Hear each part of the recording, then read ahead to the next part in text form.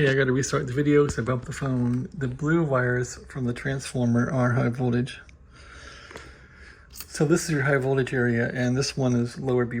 So anyway, pin 8 was where all these terminate. So if I go to pin 8 here, which is right here, you should see a reading on the meter about 176 ohms or so, and that's right, it's going through 2 chokes.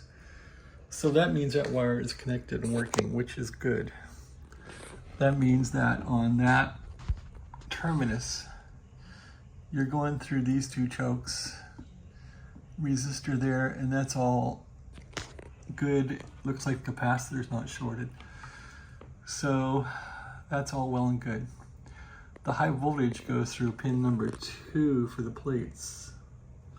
So we'll move this wire to pin number 2 and check the plates. So the plate wires, from working on this thing for a while, I know that they're basically, I put these capacitors in series. These are 1000 volt capacitors. I have 2 of them in series for 2000 volts PIV. It hasn't shorted these out yet, so let's hope it won't. But anyway, I know this red wire is basically the output of all this stuff going to a choke. And let's take a look at the meter. There's about 154 ohms.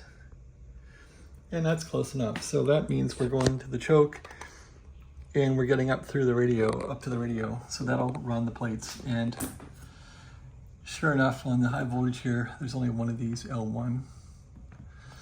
So then you can look at the diagram and say, okay, where are these L1, L2, L3 things? And they're all on the manual here, nice and marked up.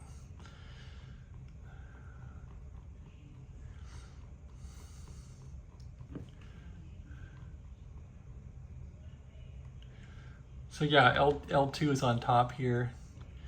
L1 is below that. So L1 is basically this little guy here that looks pretty trashed.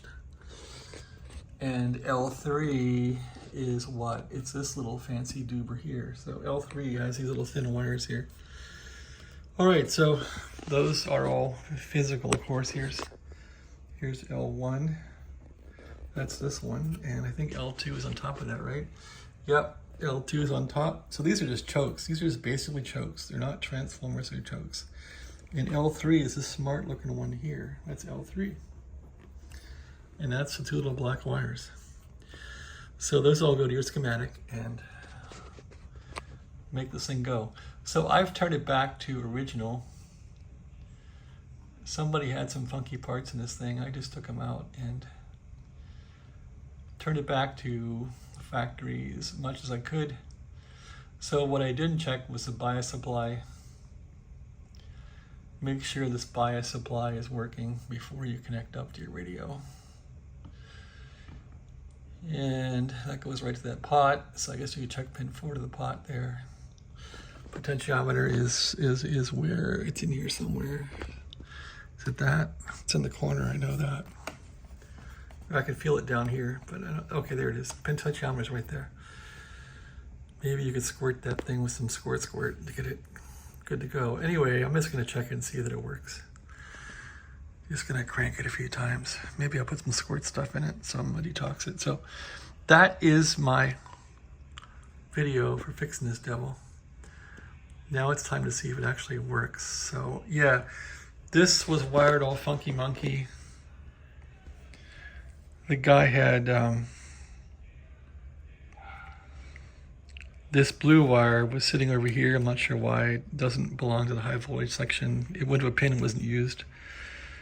So I put that onto the low voltage section where it goes. This was kind of disconnected, so I'm not sure what the guy was doing with this thing, but it's back to factory now. These yellow wires are from the transformer for the filaments, and since we're not using tubes, we don't need the filaments, and you really don't want to have 1000 volts AC, 500 volts AC going back into the transformer, which is the way it runs usually with a tube, but just cut that off. You don't need that.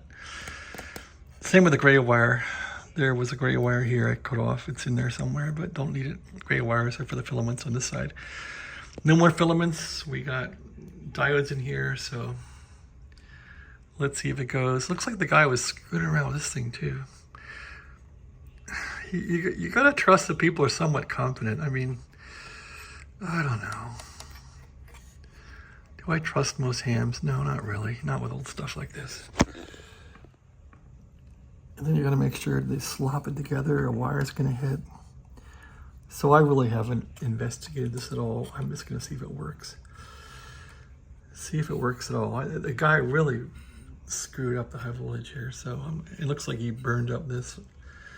Maybe a tube shorted out or something. Had this thing jumped out with a big fuse in it. I don't know. Get stuff from eBay. You take your chances. And I paid a good penny for this thing. So I want someone to complain back to the seller and say this thing was a lemon because it's taken a good bit of work, and still not working yet. Let's see if it works in the next video. Okay. Thanks for watching. Have a great day. Oh yeah, there's on the cover there. They got some big resistors under here. I took that off to trace some wires. Turns out the wires from, I think, the low voltage come down here.